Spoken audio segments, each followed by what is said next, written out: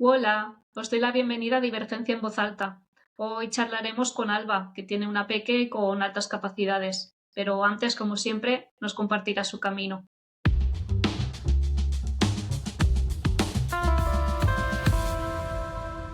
Bueno, pues mi camino concreto con la neurodivergencia empieza con el nacimiento de mi hija. Tuve un embarazo maravilloso en el que no me planteé absolutamente nada y fue un bebé que nació a los 8 meses antes de llegar a término y ahí empezaron los miedos y este maravilloso camino. Y desde el momento en que nació ya, eh, bueno, fue peculiar, ¿no? Era una niña que sostenía perfectamente la cabeza, que nos miraba fijamente. Recuerdo perfectamente a mi madre decirme, madre mía, prepárate con esta niña. Y desde el primer momento fue un bebé de altísima demanda, no dormía, tuvo intolerancias, toda una serie de cosas que hizo que mi maternidad desde el principio fuera difícil. Y estaba como muy pendiente de todo lo que ella hacía y de todo lo que pasaba, ¿no? Entonces, bueno, pasó la primera etapa más de bebé, que ya te digo fue complicada y sí que yo ya empezaba a ver, ¿no? Que mis sobrinos, otros niños, mm, no tenían esa demanda, no necesitaban estar todo el día en brazos, pero bueno, al final es una cosa común en muchos bebés y todo el mundo me decía, bueno, eres primeriza, hay muchos bebés que son así, los cólicos, bueno, supongo que la experiencia de muchas maternidades. Sí que es verdad que a partir de los 14, 15 meses, en el momento en que yo me reincorporé al trabajo, que por cierto soy acompañante de educación especial, con lo que, bueno, también hay una mirada, ¿no? Más peculiar a la crianza en general. En ese momento sí que hubo como un pequeño cambio porque al incorporarme en el trabajo, mi bebé se quedaba a cargo de mis suegros y mis padres y ahí sí que ellos, que habían tenido sus propios hijos, sí que empezaron ¿no?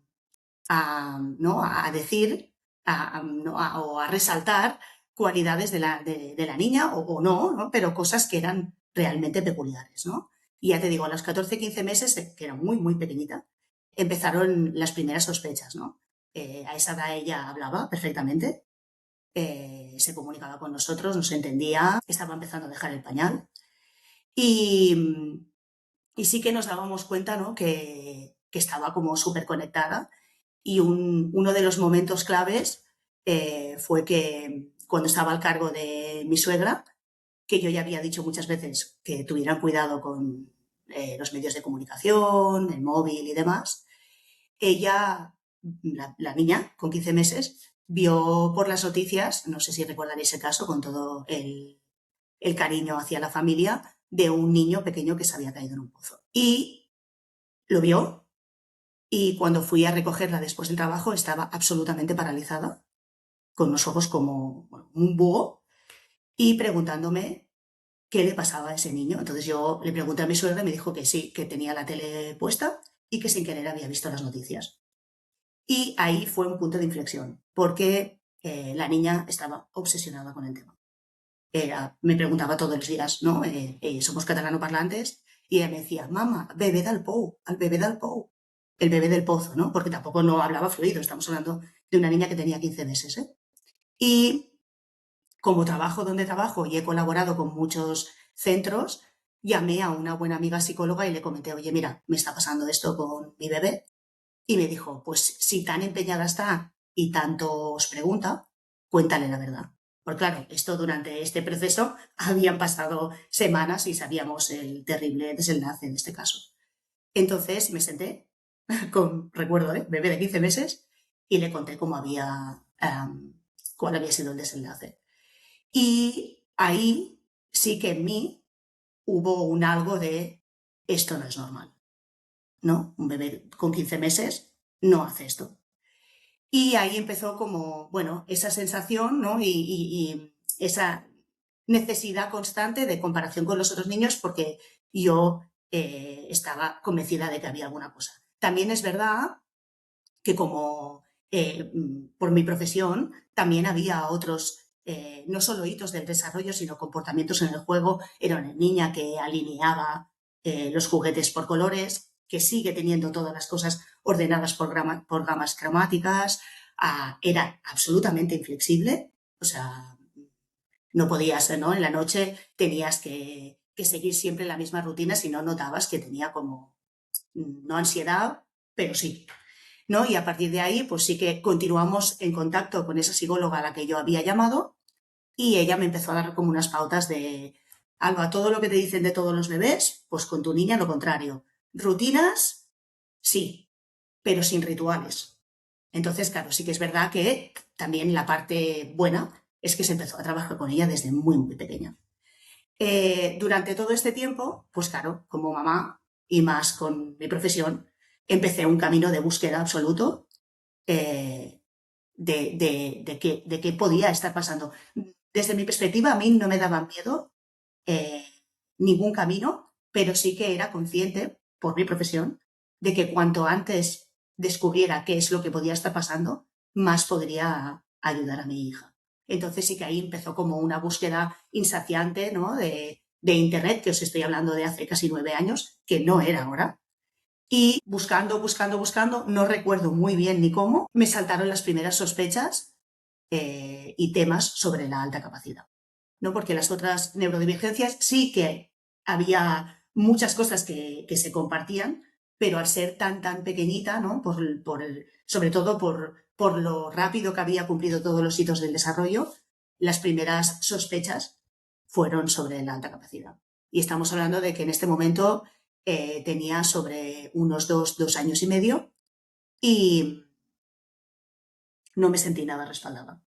Porque por una parte estaba el juicio social, que yo, cuando ya tenía, ¿no? ese tiempo en el que hablábamos antes de 13, 14 meses, yo compartía con los demás las cosas que hacía mi hija y ante las miradas de las otras mamás dejé automáticamente de hacerlo. Cuando yo decía, no, es que mi hija con 13 meses me pide un capítulo concreto del MIC o sabe perfectamente qué quiere o no quiere ponerse, y yo veía las miradas y aprendí que yo había cosas que no podía compartir. Y dejé de hacerlo. Quedábamos con las mamás y hablábamos y sí que es verdad que en ese momento era cuando quizás era más palpable a nivel visual porque era una niña que hablaba perfectamente y cuidaba de los otros niños que eran bebés, pero bueno, al final, eh, bueno, pues se daban esas situaciones y en ese momento sí que cuando lo compartí con mi familia, lo compartí con mi pareja, no es que no sintiera que podía ser, que sí que compartían que era una niña muy peculiar, pero sí que me trataban como, no, desde, es un bebé, sea o no sea, qué necesidad tienes, ¿no? Ahora mismo, ¿no? En un momento tan complejo de la maternidad, ¿no? Con una bebé que no dormía, que ya tenía situaciones emocionales difíciles de gestionar, ya sentía que era diferente a sus compañeros y lo verbalizaba, que porque yo insistía tanto en buscar caminos cuando lo que tenía que hacer era estar pendiente de ella y ya está, ¿no?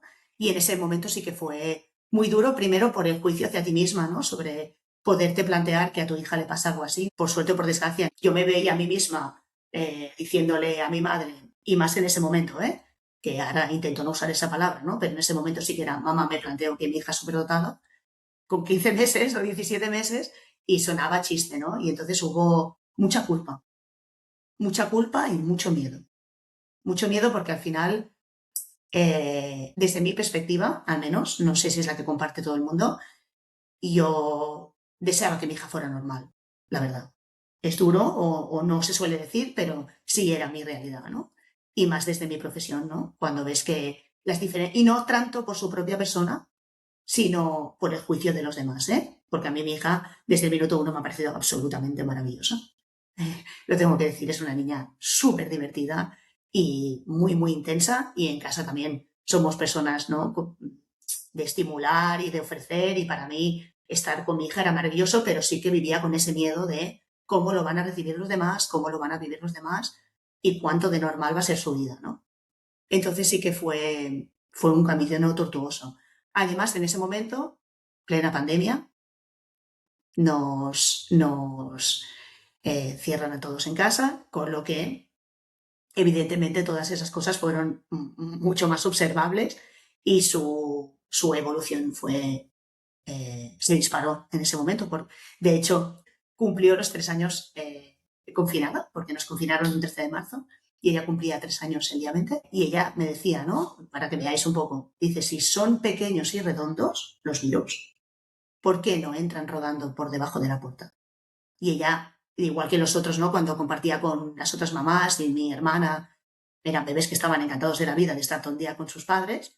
Yo tenía una hija con unos niveles de ansiedad altísimos que paseaba por el jardín con un palo en la mano, matando virus y preguntándome por qué nos ha pasado esto, por qué me ha pasado esto a mí, por qué estamos cerrados en casa, nos vamos a morir, y una serie de cosas, ¿no? Que al final, como madre, sin ningún acompañamiento, fue muy, muy difícil de llevar y de gestionar. También fue un momento muy bonito, porque el poder estar con ella todo el día, pues, ¿no?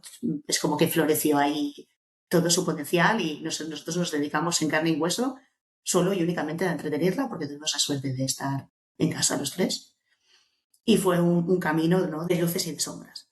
Entonces nos plantamos en los 3 años, ella empieza el colegio, llevábamos, ¿no? Todo este tiempo confinado diciéndole, no te preocupes, cuando todo esto acabe, irás al colegio de los mayores. Y el inicio del colegio fue horrible. Estamos hablando de niños, ¿no? Que al final pues es una generación marcada en muchos sentidos, y ella se encontró en un aula donde eh, eran una serie de niños, había una cantidad enorme de niños no hablantes, que usaban pañal. Bueno, si ya esas circunstancias, ¿no? Actualmente pues ya se dan con más, pues imagínate después del confinamiento lo que ella se encontró. Entonces ella, fue muy, muy duro el inicio del colegio. Llegaba todos los días diciéndome, sois unos mentirosos, me habéis engañado.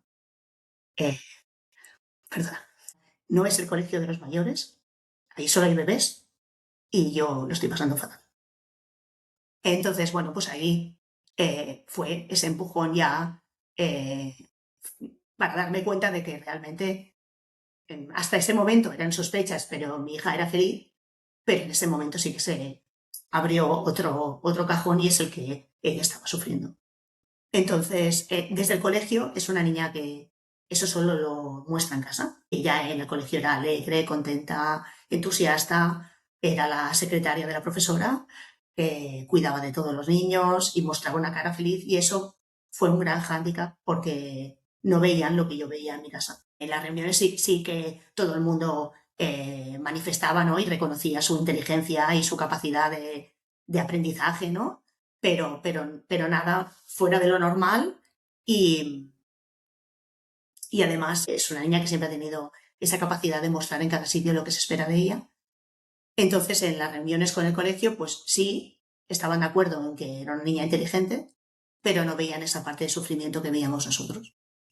Pasamos I3 como podemos. Yo empiezo a ver también muchas dificultades en socializar con sus iguales, una necesidad de copiar y de camuflarse y de bajar su nivel de vocabulario, de ser una niña totalmente líder con una capacidad de soñar increíble y de organizar juegos, a perseguir a los niños por esa necesidad de conectar con algunos iguales que ella sentía que podía conectar. Con los demás simplemente pues, se dedicaba a cuidarlos.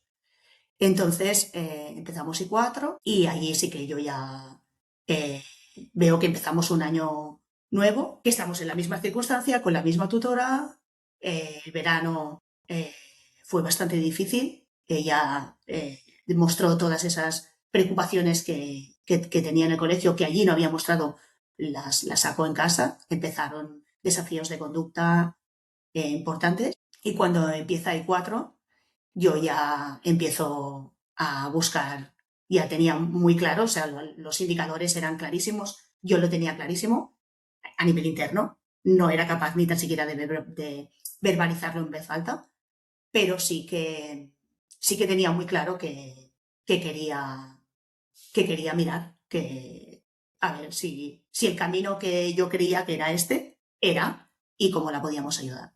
Entonces, nosotros que vivimos cerca de Barcelona, busqué directamente una psicóloga especializada, que eso creo que fue un acierto enorme. Y la evaluaron. La psicóloga en todos los screenings ya nos dijo que, bueno, que sí, que habíamos hecho bien y que era el camino. Ahí sí que ya me sentí un poco de paz, ¿no? Porque tenía mucho miedo que me dijeran que era muy pequeña, que teníamos que esperar y para nada fue así.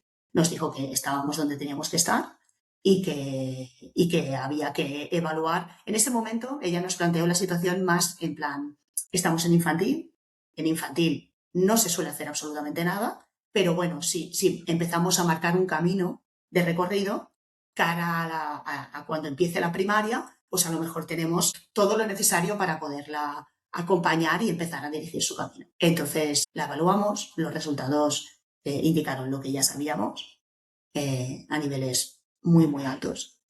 Y la psicóloga mostró mucha preocupación en el sentido de que ella, aparte, tenía un poco de ansiedad y depresión. Los resultados indican una necesidad de apoyo educativo inmediato, tanto a nivel emocional como a nivel curricular. Porque en este momento se descubrió que ella se pasaba el día en el colegio sentada en el baño, porque en su colegio los lavabos son compartidos, y entonces ella, como estábamos en COVID y no se podía mezclar con nadie ni se podía mover de su clase, se sentaba en el váter y hay unas cajitas a los lados que pone el nombre del alumno y la fotografía. Y con eso ella aprendió a leer. Se sentaba allí y decía, si este niño se llama, me invento, Antonio, esta es la A, esta es la N, esta. Y entonces ella frecuentemente pedía ir al baño y posteriormente descubrimos que era porque estaba aprendiendo. Bueno, se pasaba el tiempo sentada en el váter aprendiendo a leer y a escribir. Nosotros no sabíamos que sabía leer y sabía leer fluidamente. Y con estos resultados nos presentamos en el colegio y a partir de aquí hubo un cambio increíble en todos los sentidos. Primero a nivel personal, porque sentí que no estaba loca, que todas mis sospechas tenían un sentido. Empezamos a formarnos, ¿no? Decidí que como persona que tenía a esta persona en mi casa, tenía que ser la más experta del mundo para poderla acompañar y sostenerla y acompañarla en todo lo que podía. Entonces se volvió mi hiperfoco el tema de la alta capacidad. Entonces, bueno, se abrió un mundo maravilloso, por un lado, de autoformación, que para mí está siendo algo absolutamente maravilloso, y por el otro lado, de acompañamiento a mi pequeña. Y tuvimos muchísima suerte porque en el colegio la persona que era en ese momento la jefe de estudios tenía un sobrino que había tenido fracaso escolar y depresión porque no se le había evaluado en su momento y cogió el caso como si de su hija se tratara y se pusieron manos a la obra, tanto el equipo de orientación como esta persona. Y mi hija ha tenido acompañamiento y asesoramiento desde el minuto uno. Y durante el año siguiente, que nos plantamos en I5, aparte de todo un tema de soporte emocional y acompañamiento, desde el colegio se planteó una aceleración, que es una cosa muy poco común en infantil. Y de hecho recuerdo las palabras de la chica de l'EAP, bueno, aquí en Cataluña, que nos decía, me la estoy jugando muy mucho, porque una aceleración de infantil a primaria es una cosa muy poco común. Y se llevó a cabo y en nuestro caso ha sido nuestra salvación. Un camino durísimo, durísimo. Como madre es algo que creo que se habla poco, que estas decisiones son, o esta vida es una cosa que ha decidido mi hija, no yo. Y todo lo que a ella le ha supuesto un beneficio increíble, porque es la realidad de nuestra realidad, que ella es una niña feliz, alegre, ha encontrado su camino, sus compañeros, su hobby, o sea, cambió al 100%. Desde el minuto uno se mostró, o sea, totalmente, ¿no? Cuando le preguntaban, ¿tú desearías este cambio? Y ella dijo que sí desde el minuto uno y ha sido la persona más fuerte que conozco en el mundo. Pero yo, como mamá, que creo que de esto se habla poco, me ha costado mucho.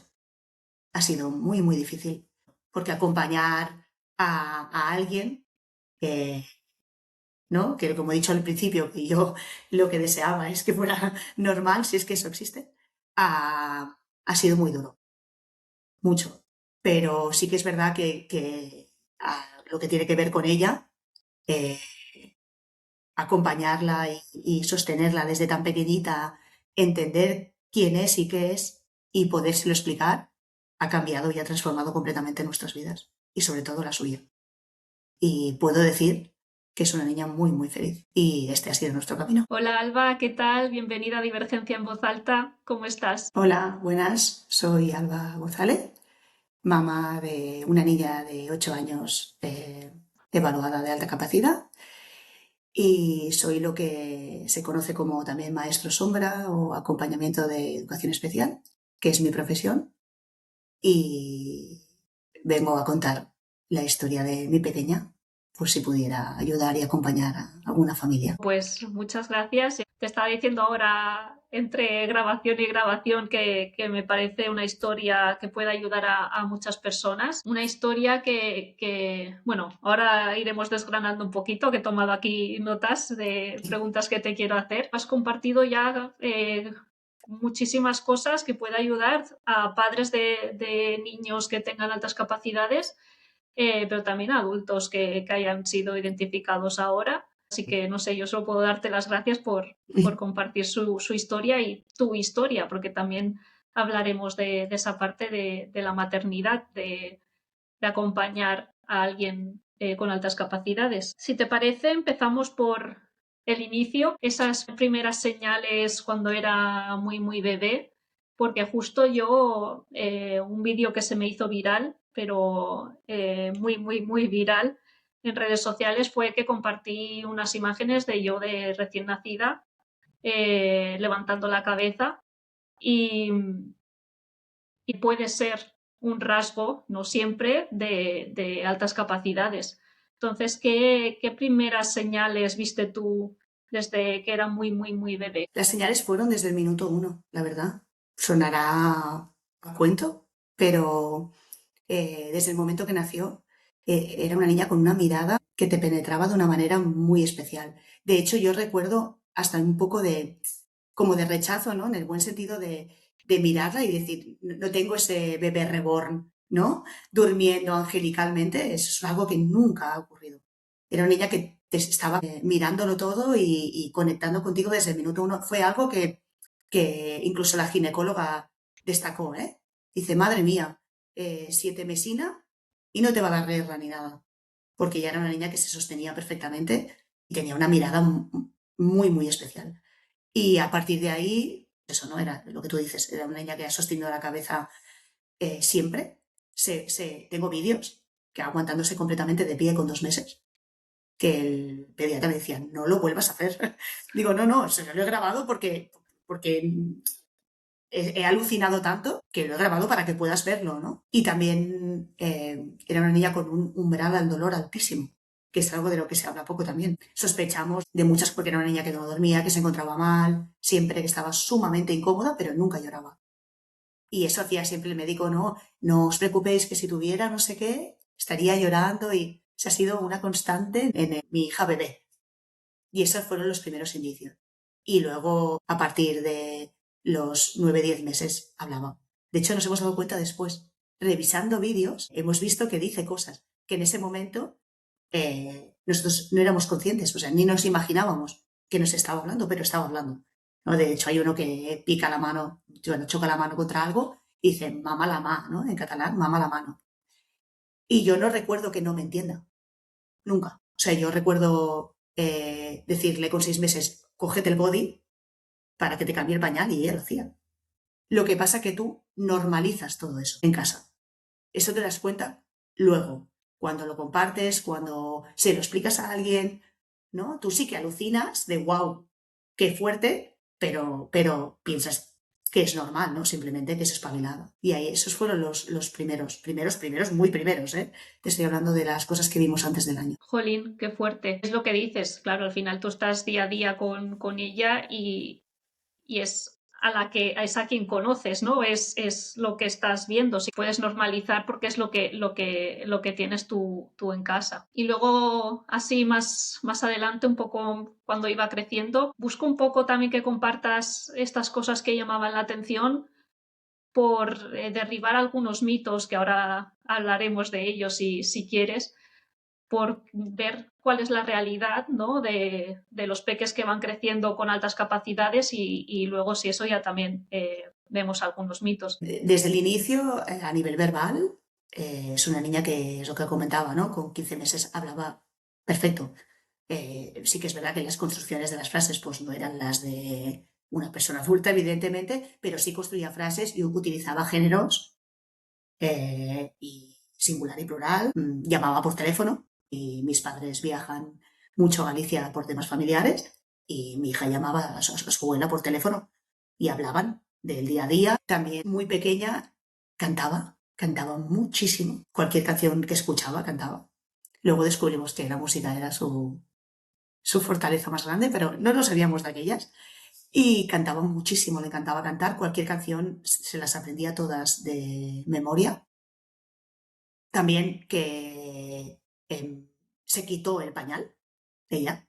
Fuimos a casa de unos amigos que tenían una niña 8 meses más grande y estaban intentando sacarle el pañal porque, bueno, lo típico, porque pensaban que tocaba. Y ella lo vio y cuando llegó a casa se quitó el pañal y me dijo, yo no quiero llevar esto. Y claro, imagínate, o sea, me volví loca. Vivimos en un pueblo súper pequeño. Salí corriendo a la única tiendita que tenían pidiéndole las braguitas más pequeñas que había, que eran de 2 años y le iban enormes. Y nunca se hizo pis encima, ni una sola vez. Sí que luego el tema de ir al baño le costó, que es algo que más adelante también descubrimos que tenía su porqué, pero todas las cosas hechas antes de tiempo también tienen sus consecuencias, que es algo de lo que se habla muy poco también, ¿eh? Porque a veces tu cuerpo no está preparado para lo que tú quieres hacer. También es verdad que yo a nivel de infancia, pues sí que ¿no? Tengo una mirada como ¿no? profesional o no sé cómo decirlo, pero sí que era una niña muy peculiar, eh, ya te digo. Y sí que era algo que todo el mundo veía, ¿eh? No, no, sobre todo en esa edad, o sea, a nivel verbal, era algo que era innegable. Eso sí que, a esa edad, sobre todo eso.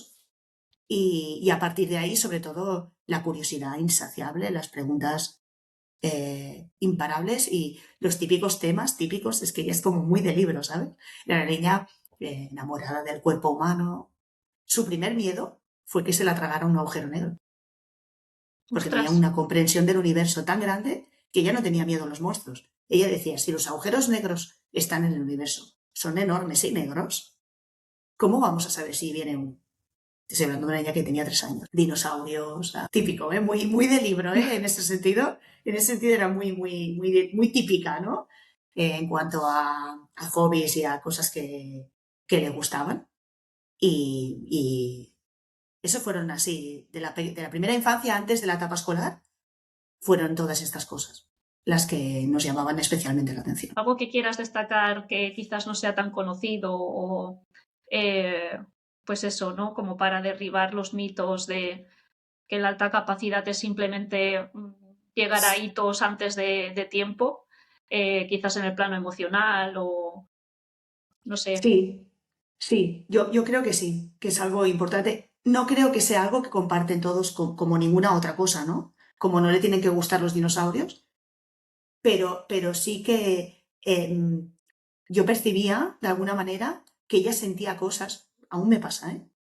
Que ella entendía y sentía cosas que no podía comprender ni gestionar. Y eso llevaba a mucho descontrol emocional y a mucho dolor. Porque cuando tú entiendes la muerte sin saber lo que es, ¿no? O yo me tengo que sentar contigo, ¿no? Como he contado antes, a contarte que alguien ha fallecido y tú no puedes entender eso y quieres llevarlo al plano racional porque es desde donde tú te mueves más cómodamente, es difícil de acompañar y yo que soy una persona súper emocional, cero racional como ella, es algo que me ha costado mucho. Es difícil y doloroso a veces, porque no tienes las herramientas, no hay manera de acompañar algo que tú no puedes entender. Y yo creo que es la parte menos conocida y la más característica para mí, porque al final, ¿no? Que te sepas 20 dinosaurios, pero que tú me estés preguntando, ¿no? O que tú estés aterrorizada en la noche porque se te puede tragar un agujero negro. ¿Qué le dices, no? Porque es una niña a la que siempre he sabido que no puedo engañar. No le puedo decir eso no va a pasar, porque eso puede pasar. Entonces, medir, ¿no? Tratarla eh, con 2 años, pero con un lenguaje de 8, ¿no? Es muy difícil ponerte a la altura de todas sus edades sin hacerle daño, sobre todo, ¿no? O intentando ser lo más respetuoso posible. Ya. Para mí es lo más característico. A veces o se solía decir eso de que se tiene una edad, o sea, como que se tienen diferentes edades.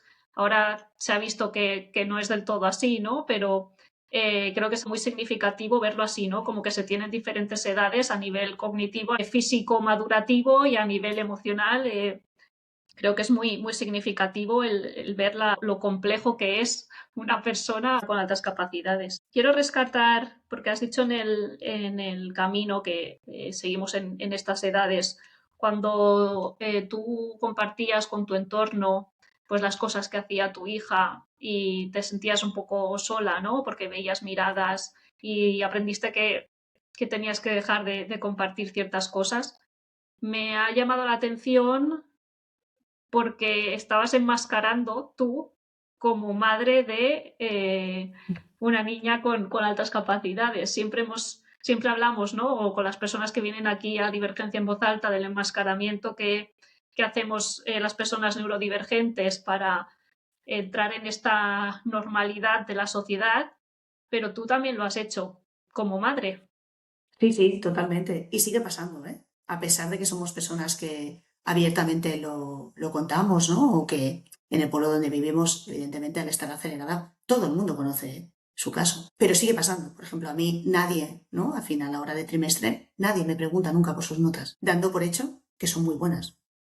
Ya, bueno, no, ¿no? ¿No? Y esas cosas siguen pasando, ¿no? En el grupo de WhatsApp pueden preguntarme, ¿no?, qué deberes hay porque fulanito no ha ido a clase, pero no me preguntan cómo lo ha llevado ella. Y sigue pasando, ¿no? Que tú em, escondes cosas porque, en mi caso, no quieres seguir echando leña al fuego en el sentido de esa superioridad intelectual o de esa, no, como si los rasgos positivos y buenos que existen, y son muchos, de esos no quisieras hablar, ¿no? Yo tengo mucha tendencia como a contar siempre lo negativo, a destacar siempre lo más negativo, como si eso la hiciera más terrenal o más, no sé cómo explicarlo. Me sigue pasando, ¿eh? Me pasaba muchísimo porque en esa época directamente no contaba absolutamente nada. Ahora ya sé qué contar y qué no contar. Muchas veces insistir en que si ha tenido una prueba en clase, eh, ella se la ha preparado. No os penséis que no le caen las cosas del cielo, ¿no? Esa falsa idea de que a ella todo le... No, para nada. Y sí que tengo como esa necesidad constante de informar a la gente sobre lo que se desconoce y hablar muy poco de cosas increíbles, que sigue haciendo muchas cosas increíbles, ¿no? Que en casa sí que, ¿no? Con mi pareja pues tenemos la suerte de, madre mía, tú acabas de ver, ¿no? ¿Qué explicación ha hecho? ¿Qué conexión entre ideas? ¿O qué conocimiento histórico del mundo, ¿no? ¿No? De decirle, ¿sabes que hay gente de 50 años que todavía no lo sabe? ¿No? Esas cosas, pero se centran y se dejan solo para el núcleo familiar. No lo explicas fuera, no lo compartes. Sí, porque sigue habiendo el estigma, quizás, ¿no? A nivel de sociedad. Si compartes los logros es que estás como presumiendo y también entiendo que tengas la necesidad de compartir las dificultades porque es lo que no se conoce, ¿no? Y entonces es así, porque se tiene la creencia de que nacemos sabiendo de todo y que no necesitamos estudiar o que no necesitamos apoyos.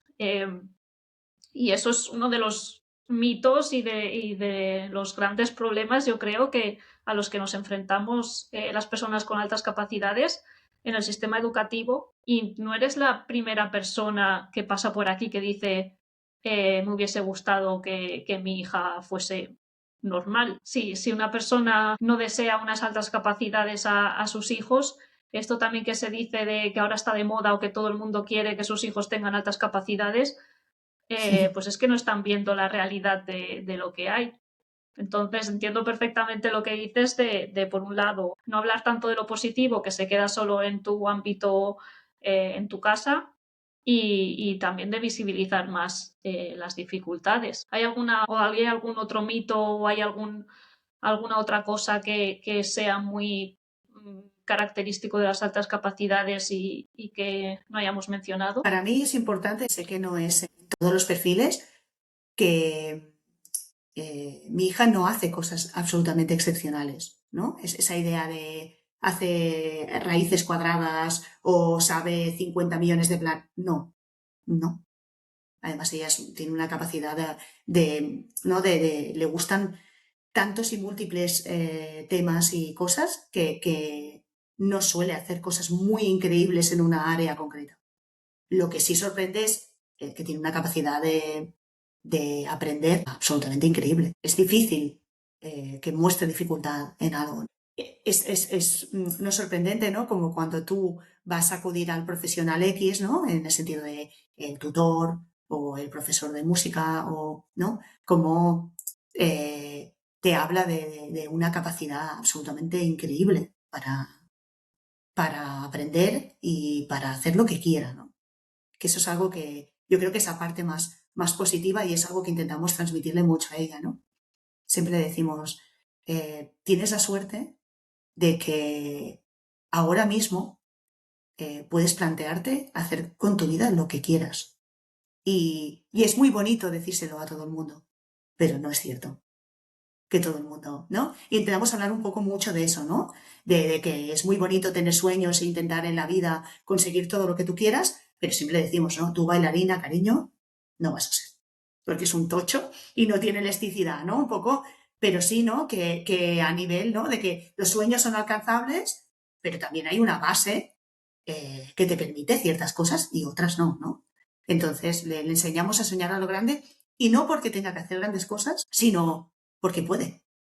Y es algo que estoy diciendo ahora aquí, que es de lo que no digo nunca, ¿no? Pero a ella sí que se lo decimos, ¿no?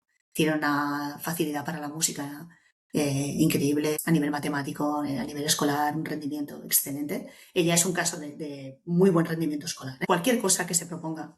Y en general es como que todo lo hace bastante bien, ¿no? Es como un poco de rabia, ¿eh? Se dibuja más o menos bien. Yo creo que eso es en su perfil, ¿eh? Una de las cosas más características, ¿no? La velocidad, la capacidad, más que la cantidad o el hacer cosas increíbles que en su caso, no. Que a lo mejor otra persona la ve haciendo algo y me dice, ostras, a mí me parece increíble que esté haciendo esto, ¿no? Pero no es eso, ¿no? No es una niña que hace raíces cuadradas, no es un prodigio en nada, pero sí es muy buena en todo. Y una capacidad no tanto a lo mejor de capacidad neurológica, ¿no? Sino de empeño también. Es súper, súper, súper trabajadora. Increíblemente trabajadora. Es una niña que yo le digo, no sé, ay, cariño, y si hoy no vamos a danza, que no, si me he apuntado, tengo que ir. ¿No? Y eso a mí me fascina, tiene 8 años. Es mi compromiso, mamá. Y eso es algo que admiro profundamente y que me parece algo muy increíble con la edad que tiene. Y es algo que destaco y que he oído hablar poco, quizá. Supongo que como todo, ¿no? Hay gente de todos los tipos y no creo que sea un rasgo que comparten todos, ni muchísimo menos. Pero en su caso es de lo más destacable. Y yo creo que sí. Así, a nivel de más de mitos, esa enorme capacidad para hacer cualquier cosa que se proponga. Qué guay, qué bien. Y bueno, por lo que has dicho, obviamente le habéis contado que tiene altas capacidades, habláis con ella de esto, porque no sé si estuviste al tanto de una polémica que hubo hace unos meses de personas que decían que mejor no decirles a los niños que tenían altas capacidades. No sé qué opinas tú de esto. En nuestro caso no era una opción. Evidentemente, cuando a un niño se le flexibiliza, mm, alguna explicación le tienes que dar. No podíamos no ponerle un nombre a lo que a ella le estaba pasando. Primero, por lo que os he dicho, que tenía como algunas características de depresión, que no era una depresión en sí. Por lo tanto, su sentimiento de desigualdad ante sus iguales estaba llegando a un punto patológico. Entonces, ahí era necesaria una explicación para que ella sintiera que no había nada malo en ella. O sea, no era una opción, ¿no? Y además, pues con el tema escolar era imprescindible. Yo soy partidaria de explicarlo, porque desde mi perspectiva, gente, ¿no? O no sé si es esta polémica concreta, ¿no? Pero sí que es como muy, ¿qué necesidad de etiquetar, ¿no? Para mí, una evaluación o una característica, una neurodivergencia no es una etiqueta. Tampoco es algo que te define, pero sí es algo que forma parte de ti, igual que, ¿no? Ahora hablábamos el otro día con unas amigas, el niño que es pequeñito y es rubio, aquí, ¿no? Que suelen nacer rubitos y se van volviendo morenos, muchos lo llevan mal, porque es una característica de su persona ser rubio. Pues tu capacidad de aprender es una característica que debes conocer, ¿no? Y nosotros sí que, además es una niña que ha tenido que evaluarse repetidamente, porque ya hablaremos, si queréis, del tema de la flexibilización y demás, pero es un tema que otra cosa te lo dicen una vez, ¿no? Que tienes esa cosa y se acabó, pero en esto hay que demostrarlo repetida y repetida y repetidamente, insaciablemente a lo largo de toda tu vida. Entonces ella ha estado evaluada ya en 3 veces. Diferentes cosas, ¿no? Pero claro, tú si sacas a una niña de su clase y la metes en un despacho a preguntarle cosas, yo en una niña que madurativamente os he explicado cómo es, hay que darle una explicación. Y para ella ha sido un alivio absoluto, increíble. Además, ella acude a un centro que tiene unas piezas fuera y le llamamos las piezas del puzzle. Tú puedes tener una pieza del puzzle o no, ¿no? Y a veces me pregunta, ¿no? Mamá, ese niño del cole que hace esto, ¿qué pieza del puzzle tiene? Y las ponemos todas en el mismo nivel, ¿eh? O sea, huyendo un poco de este capacitismo. Simplemente hay quien tiene una pieza y hay quien no, y tiene sus ventajas y sus desventajas. Y a ella sí que se lo hemos explicado también eh, entrando mucho en es capacidad lo que tienes, ¿no? Lo que te permite, ¿no? Le decimos que tiene una ensaladera enorme, pero vacía, igual que todos. Y que llenarla o no llenarla depende única y exclusivamente de ella. No es más inteligente que nadie, ni sabe más que nadie, y eso puede o no puede pasar. Simplemente la ensaladera es mucho más grande y mucho más rápida. Y eso, pues eso, ¿no? Siempre no quitándole tampoco las cosas positivas, pero sí mostrando lo positivo y lo negativo. Y sobre todo, yo soy muy partidaria de explicar cualquier neurodivergencia. Y me mojo en este asunto porque por mi trabajo veo otros niños, ¿no? No sé si utilizo las palabras correctas, ¿eh? De alto funcionamiento con muchísimo sufrimiento por no explicar qué le hace diferente o porque él no puede entrar en el teatro sin unos cascos o porque, ¿no? Yo soy súper partidaria y creo que las etiquetas las ponemos cuando no se explica lo que pasa. Porque la etiqueta de movido, de inquieto, de pesada, esas sí las ponemos. Eso sí son etiquetas, para mí. No es una opinión para nada ni científica ni avalada por nadie. Es mi experiencia como mamá y como profesional. Bueno, estoy completamente de acuerdo. Yo como persona a la que no han identificado hasta los 34 años, a mí me hubiese gustado saber cuando era pequeña con qué estaba lidiando sin saber que estaba lidiando con eso, porque al final forma parte de mi persona. No es que haya aparecido ahora a mis 34 años así de repente y por eso me he evaluado ahora porque ha sido ahora cuando ha aparecido. El saber que tienes una neurodivergencia es tener herramientas para gestionar cosas que tienes que gestionar igualmente sin saber qué es lo que pasa, ¿no? Y cuando no sabes qué es lo que está pasando, muchas veces te culpas.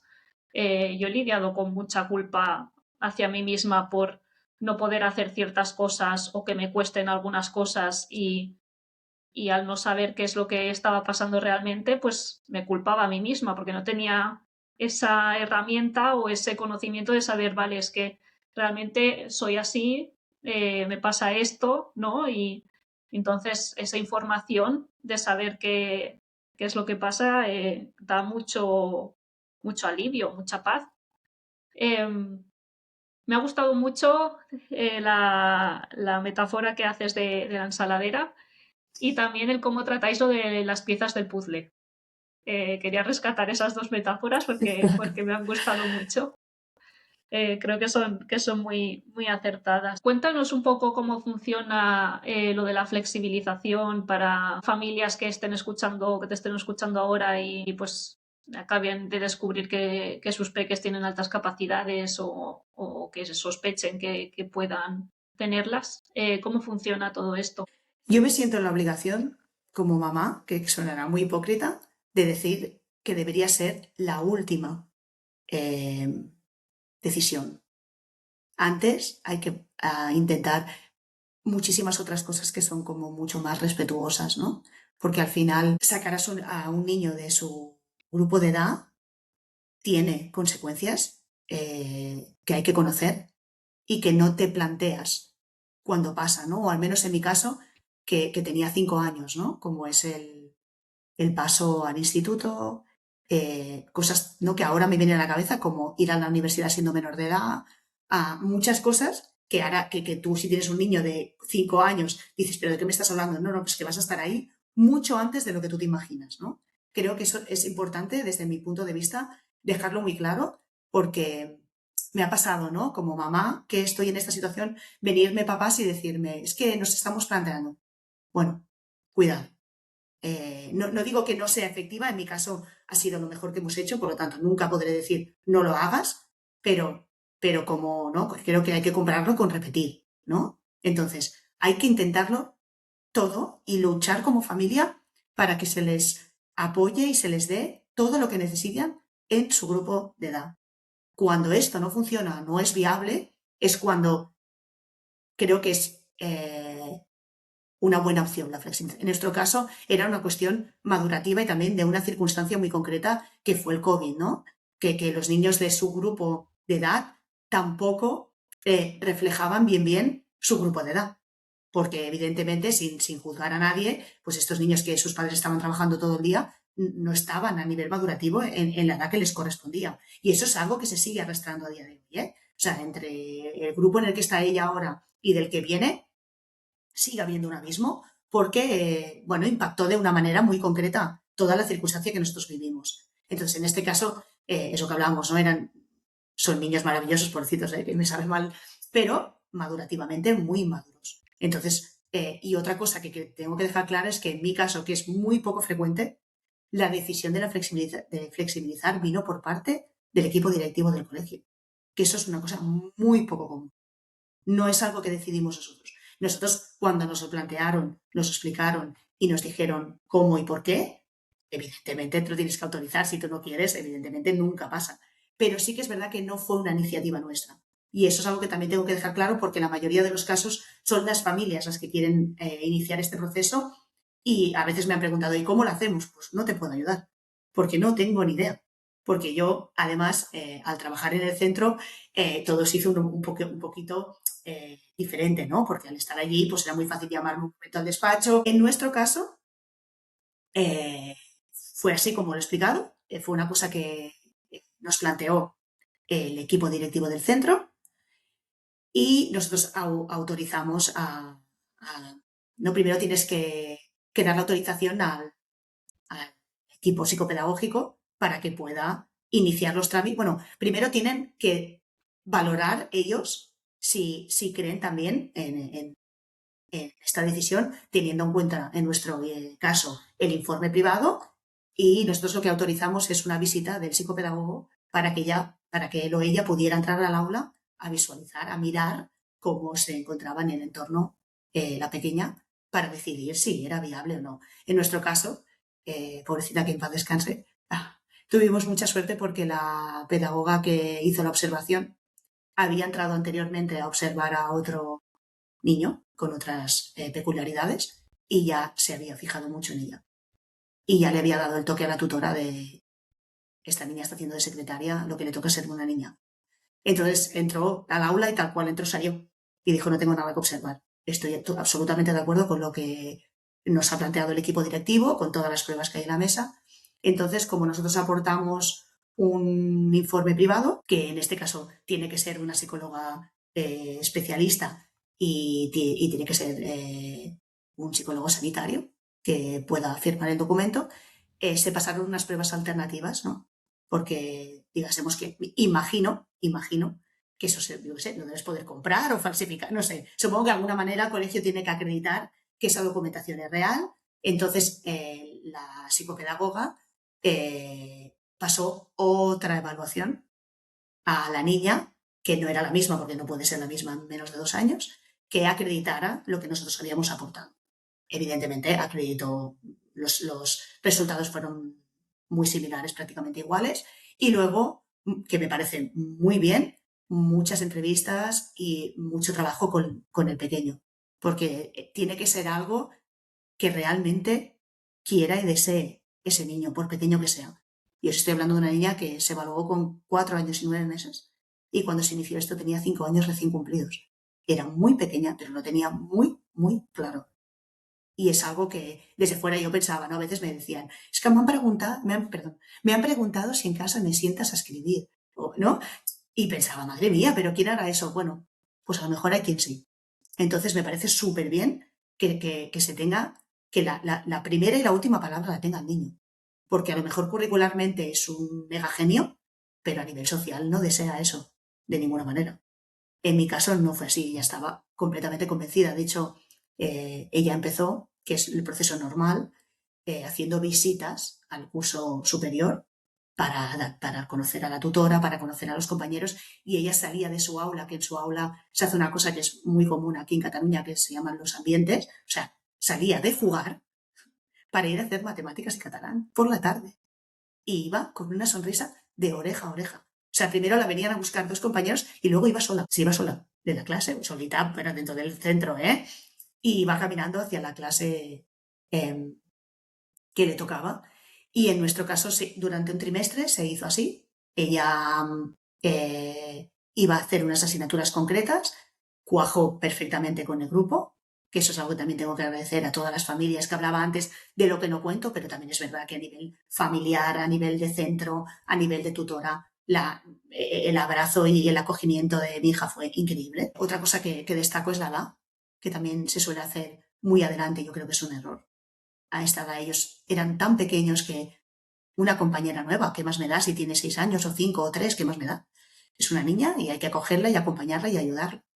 Entonces ella estuvo todo ese trimestre haciendo esas asignaturas y cuando acabó el trimestre se evaluó cómo había ido y pasado Semana Santa ella hacía todas las asignaturas en el curso superior. O sea, estaba lo que digásemos que solo es adaptativo. A nivel legal, ella no ha cursado primero de primaria. Ella estaba allí solo por una cuestión emocional y de contenido para ir adquiriendo todos los hitos, con un acompañamiento constante de esta chica de psicopedagoga, que te digo que maravillosa, ¿no? Que lo primero que le dijo a la tutora es, sobre todo, aquí en Cataluña hacen mucha letra ligada, no está preparado su mano. A la semana estaba haciendo letra ligada porque es tremenda.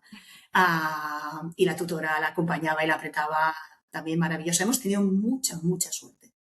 Que se habla mucho de los colegios y yo soy muy, muy afortunada. Mucho. Desde el equipo psicopedagógico, directora, Camp de Estudis en Cataluña, tutora, centro, familias, compañeros, somos muy, muy afortunados. Mucho.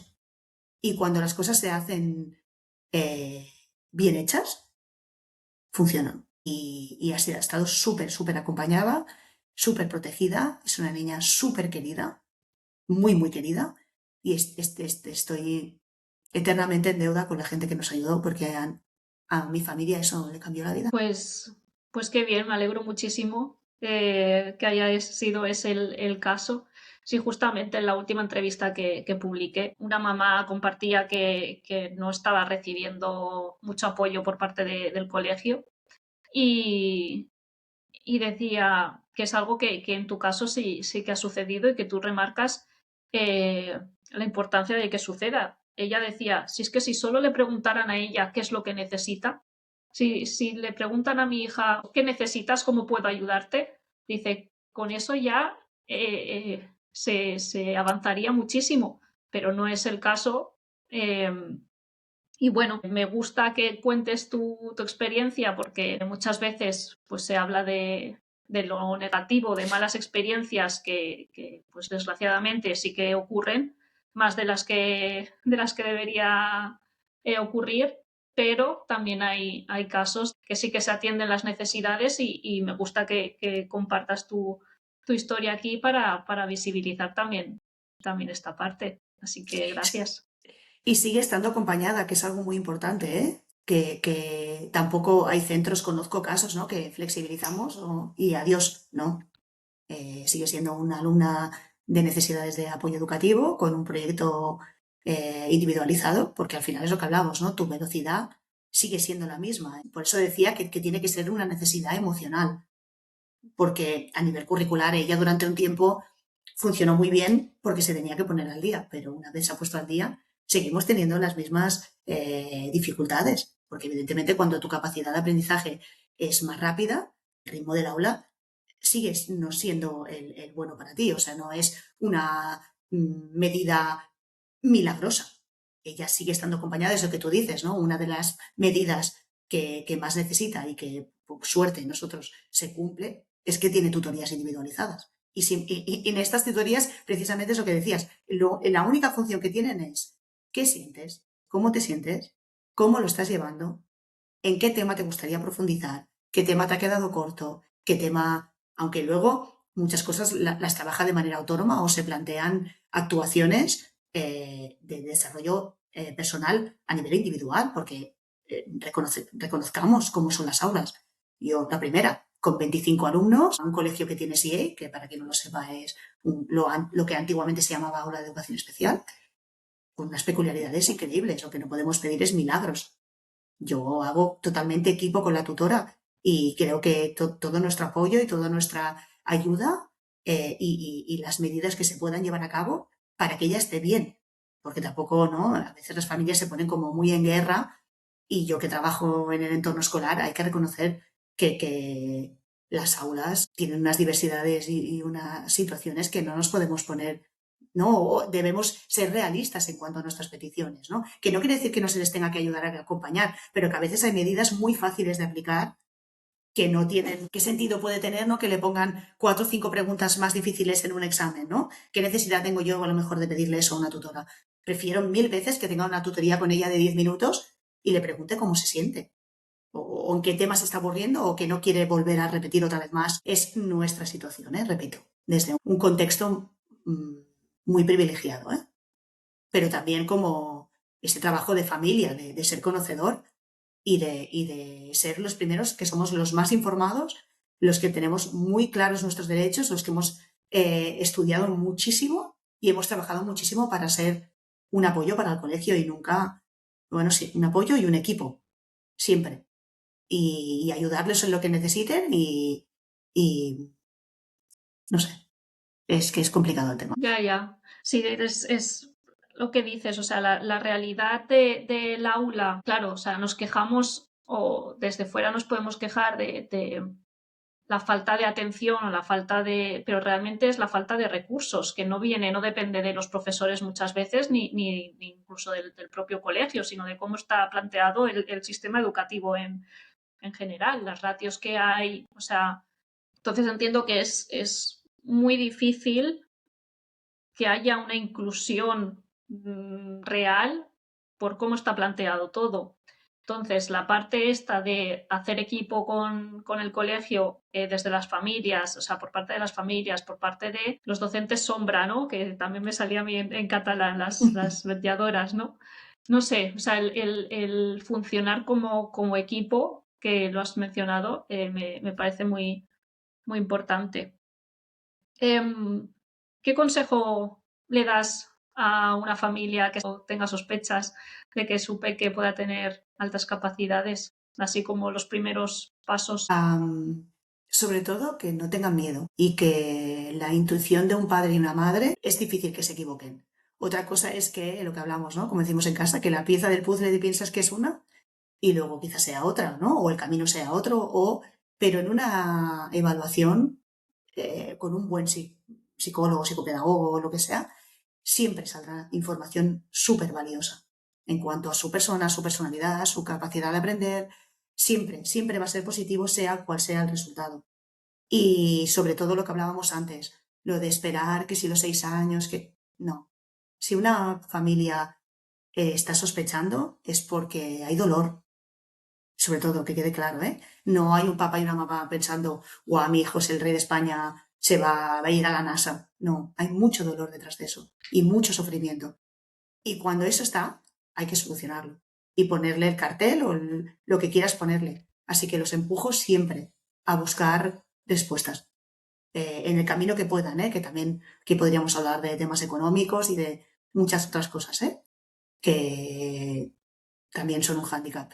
Pero en la medida de lo posible, que busquen ayuda siempre y que no tengan miedo. Siempre te arrepentirás más de lo que no has hecho que de lo que has podido hacer mal, ¿no? Yo muchas veces me planteo, ¿no? El día de mañana, ¿cómo lo va a vivir mi hija o qué me va a contar? ¿No? Pero si algo le puedo decir es que lo he hecho desde el amor, desde hacer lo mejor que he podido para ella y de intentar acompañarla y darle lo que necesitaba, acertada o desacertadamente. Eso solo lo podrá decir ella el día de mañana. Pero no me quedé parada esperando a que le pasara algo. Y eso sí que me enorgullece mucho y me siento muy orgullosa. Por mí, por ella, por nuestra familia y por todos los que vendrán y creo que es el camino. Jo, pues sí, yo ya te digo que sí, que es para que te sientas orgullosa Gracias.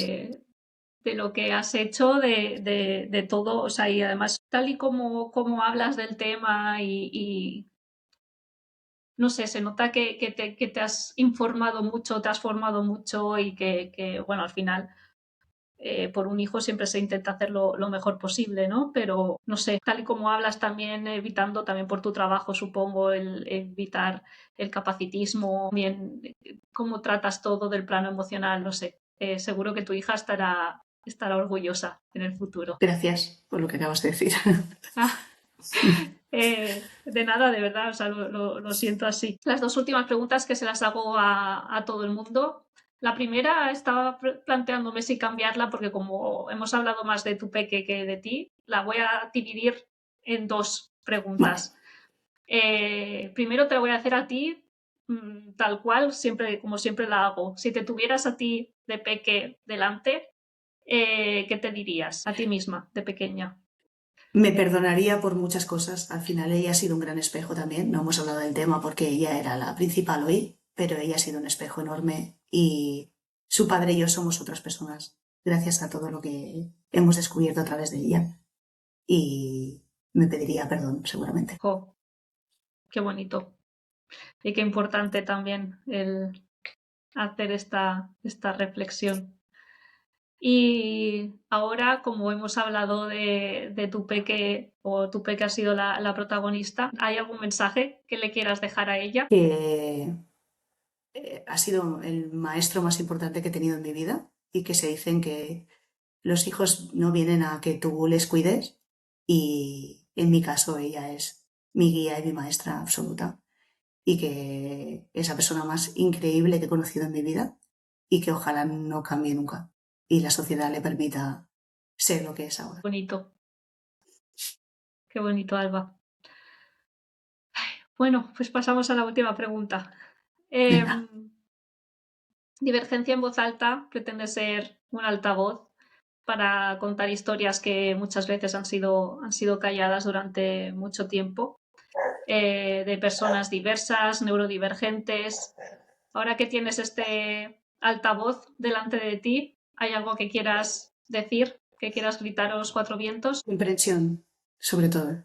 Mucha comprensión y mucho cuidado a la hora de ya no un mensaje hacia las familias, que ya lo he dicho varias veces, sobre todo un mensaje a la sociedad, de tratar con cariño, porque, repito, este es un camino que ha elegido o que ella ha venido determinado en ella, pero no en mí. Y yo he sentido muchísimo miedo, muchísima incomprensión. Cuando hablamos de la aceleración, yo no le deseo a nadie la sensación que yo tuve el día que dejé a mi hija por primera vez en un curso superior y la responsabilidad que supone tomar decisiones sobre tus hijos, que era algo que yo quería hacer lo mínimo posible y me he visto obligada a tomarlas, ¿no? La vida te viene a poner ese espejo, ¿no? Entonces, mucho cuidado y comprensión sobre todo. Jo, pues sí, mensaje importante. Bueno, pues muchas gracias, Alba, por todo lo que has contado, por compartir la historia de tu hija, también la tuya, y eso, yo solo puedo darte las gracias. Yo también te doy las gracias a ti, que sigas adelante con este camino que es maravilloso y que el único camino del cambio es la divulgación y que de hace 8 años a cuando yo empecé en este camino, ahora es completamente distinto y todo esto es gracias a gente como tú. Así que mil gracias y continúa. Jo, Que nada te haga parar. pues muchas gracias, Alba, de A verdad. ti, a ti. Despedimos ya el episodio. Chao.